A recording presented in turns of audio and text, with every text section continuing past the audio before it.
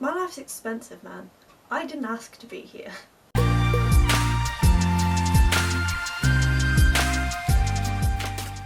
So today we're going to cover hidden costs of chronic illness and disability. And a lot of this is also undiagnosed chronic illness and disability. It applies to both. I will elaborate when there is more. I have a lot of notes, and there's a whole A4 page of lists of expenses, whereas in my other hidden costs, so hidden cost of a dust allergy, that was a 7-minute video with like this many notes. This one has this many notes. Let's start off with the one that is a hidden cost of everything I've covered so far, and that is prescription costs. They haven't got any cheaper since the last time I said my life was expensive. With chronic illness and disability there is a much wider variation of treatment because chronic illness is not just one diagnosis. There are hundreds, whereas dust allergy and cold urticaria, very specific diagnoses. They cost money. The only reason that I don't pay for them is because I am poor. And then we have the cost of non-prescription medications, so things like paracetamol or ibuprofen. If you get them prescribed on the NHS here in the UK, they still cost £9, but over the counter you can get them from less than £1. Easy math, but that is still a hidden cost.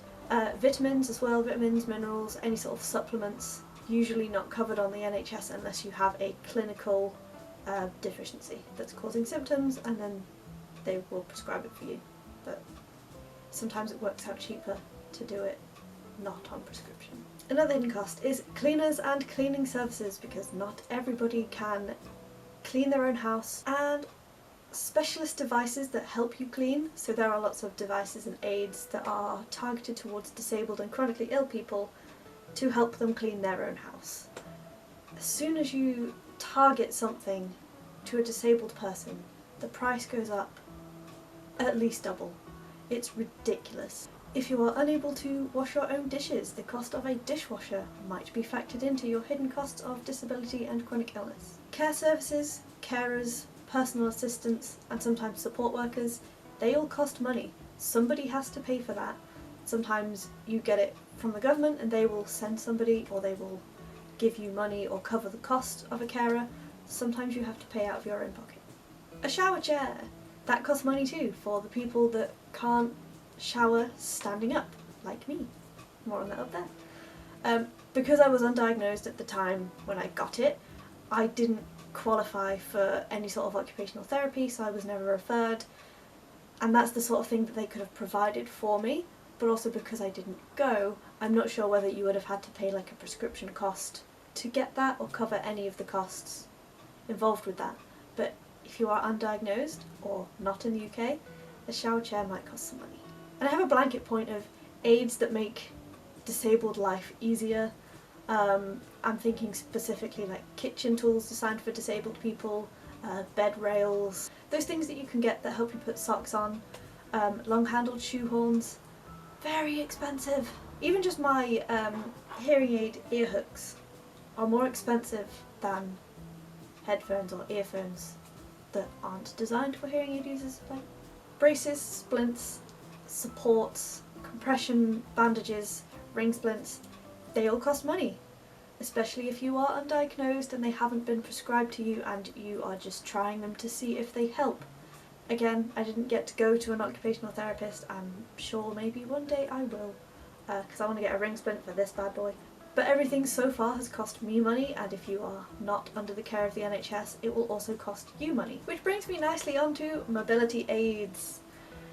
A contentious topic, apparently, because ambulatory wheelchair users exist, but our NHS currently doesn't really recognise that. I had to crowdfund for my own wheelchair because I couldn't leave the house without it. I couldn't do anything. We've had this discussion, but I couldn't do anything with it, and I was at uni at the time and I needed to just go and do and get my degrees. If you need it, the NHS will prescribe it, or if you need it, a doctor will prescribe it, but like not always, because their definition of need is very different to my definition of need. So I needed to continue my course and I could not do that without the wheelchair, but their definition of need is like, oh, you can move your legs, so you don't need it. Not just wheelchairs, things like walking sticks. I have 2 of them. I've bought 3 in my life, but somebody actually stole one of them. Crutches. I do have a pair of crutches that I got from the NHS, but things like smart crutches aren't always covered, but they are far more appropriate for your needs. Monitors, like a pulse ox or a blood pressure monitor, I have those because I've struggled with blood pressure and heart rate for a long time, hence why I'm going for a tilt table test soon. Here's a thing with a cardiac memo, follow the series, you'll see what I mean. But those cost money, especially if you haven't been prescribed them by a doctor. Medication storage. Healthy people that don't take lots and lots of medications generally don't need a medication storage box or a pill helper or somewhere to store emergency medications. So I have this one, this has my week-in pills, and I also have another one which is in a bag somewhere, which is just loose emergency pills. I'm very lucky that I know what they are. Both of those things cost me money, and like, it's a trivial cost, but it's still a cost because other people don't normally have to buy those things. They usually just chuck a packet of paracetamol in their bag and it's okay. I can't do that. Travel costs. I can't just walk places. Walking places hurts me. I can't stand up for the amount of time that it would take me to walk somewhere. I will just feel horrendous at the other end. Everybody is different, but I personally can't walk very far. I can cycle further than I can walk, but sometimes I can't even do that. A lot of times I can't even do that, so I have to get on public transport, which costs money. I might have to get a taxi, which costs money if there isn't a bus that goes directly there. Sometimes I have to get on a train. That costs money, especially when I'm in a wheelchair, because you can't just pick the cheapest one when you're there, or you can't just hop on and hope for the best. You have to book the services, otherwise they will not be there to help you get on and set the ramps up and all that jazz. Jobs. My disability and chronic illnesses have cost me so many jobs. Radar keys. Radar keys, if you don't know what they are the UK's universal key for accessible toilets. It's not just toilets, but that's what they're most known for. They're things like, if you've got like a public footpath that's got like a gate in it with like a kissing gate and you need to get a wheelchair through, sometimes they'll have a radar key on that so you can open the gate and get through. And it's a whole political issue whether people should be buying them or not, but especially if you're undiagnosed, it's impossible to get one through the other means. It's sort of on a trust basis of if you are disabled and you buy one, that's okay. If you're not disabled and you buy one, just so that you don't have to wait in line or whatever reason, not cool. Specialist clothing that you can use with certain stuff that comes along with chronic illness. I don't know what term to use. So you can get underwear that works with catheters, underwear that works with stoma bags. You can get shirts with magnetic buttons for people that can't do buttons. Different materials and just different clothing that accommodates chronic pain and your range of movement so you can get in and out of clothing. If you're immune compromised, the price of VOG masks is much more expensive. And by VOG masks, I don't just mean the brand VOG mask, I mean VOG mask as in the face mask. Because if you're immunocompromised, you can't just use any old face covering. It has to be very specific, made of specific materials from specific companies that guarantee safer air entry than just a piece of cotton. And you guessed it, more of a price tag. Higher energy bills, so it costs more money to heat the place when you are disabled. Sometimes you need to be kept at a warmer temperature. For example, me, with my cold urticaria being allergic to cold, I kind of need to be a bit warmer. I'll link more up there. And the energy costs involved in charging up or using electronic assistive devices. So if you have one of those armchairs that moves with you to help you get up and down, that's electric. That's going to add to your electricity bill, plus the cost of that chair as well. Homes that are accessible are expensive to rent. I have nothing more to say on that, they just are, and it's really annoying. Or if you need any adaptations to your home, that also costs money. So my landlord put in a door peg thing that like kept the door open but would activate with the fire alarm, so it would still be a fire door. That cost him money. to buy and replace, and it wasn't that helpful.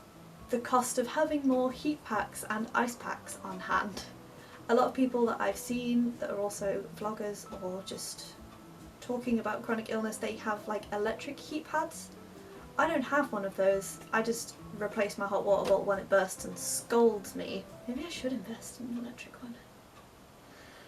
But they have those cost money, those are electric, that adds money to the electricity bill. People who use ice, replacing those if they burst. I don't know how ice packs work. But the cost of ice packs is also something to consider. Anything that's like heat based costs money. Alternative treatments that aren't covered by the NHS, sorry this is very Brit centric, I apologise, but alternative treatments might not always be covered, like osteopaths, they might help you but the NHS might not cover it, chiropractors, acupuncture, things like that. And if you choose to manage pain or anxiety or anything that comes along with your chronic illness or your disability with CBD or any sort of cannabis product, that's also going to cost you money, especially if you vape CBD. I tried that for a bit for nausea and expensive, it's a faff, didn't really work for me. I think I sunk about £100 into trying to make it work for me. It didn't. The cost of a service animal. If you need one, I don't have one. One would be helpful, but I don't need one, if that makes sense. So a hearing dog for the doorbell would be. Owning an animal of any sort costs money, but an assistance dog, service dog, whatever you would like them to be called, is a bit more because there's training, there's gear involved.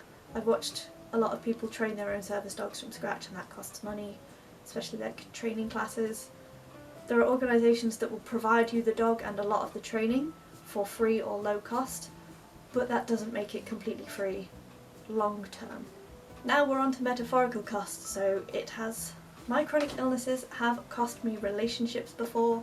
There was a time where my stomach just, I don't know what was going on because, once again, doctors did not listen and did not even try to find out what the problem was, but I couldn't eat properly for like 2 months. I lost so much weight. It was like the least cute thing that's ever happened. And relationships distanced. Partners have decided that that wasn't what they signed up for, and off they left. Similar thing with friendships, because I don't and can't go out so much with them, especially when I was in my wheelchair. People have distanced themselves and no longer speak to me, which, you know, it happens, but there have been some that have definitely, because we've talked about it, have been because disability and access issues. It has cost me a social life, because so few things were wheelchair accessible when I used my wheelchair, and things are still not really accessible because my deafness, for example, makes it really hard to just go out and speak to people when there's more than like 2 or 3 in a room. Whatever the thing is that makes me faint, that we're trying to find out what it is. If there's not seating available, if it's a thing where it's like, oh, we're just going to stand around, that's not very accessible to me. If it's a thing where it's lots of walking, not very accessible to me. If it's a alcohol-based event, not super accessible to me anyway. So I just don't really go out that much. There's not really that many things that I can do super comfortably, so it has cost me that. Lastly, finally, mental health. My chronic illnesses have taken such a toll on my mental health. I talked about depression not that long ago. I've talked about anxiety before. So when I lost lots of weight, that really impacted my self-esteem because I do not like looking ill. I know. But I felt so horrible about my body, and then I was anxious about eating because I was feeling so horrible and it was so painful and the nausea was unbelievable. But then there was also the anxiety of like, is it going to get better? And then the anxiety of having a wheelchair for the first time and like going places in it, anxious. How do buses work? Anxious. How are people going to react to it? Anxious. Anytime a new symptom develops, there's a bit of anxiety there. The whole mental health feel of not being listened to by doctors and the frustration that comes with that. Honestly, I'm surprised that I'm as okay as I am. I don't understand it either. So that's my long list of hidden costs of disability. It is not an exhaustive list. I am absolutely certain that there are people with different disabilities that have different costs that I just would not think of because I don't have those disabilities.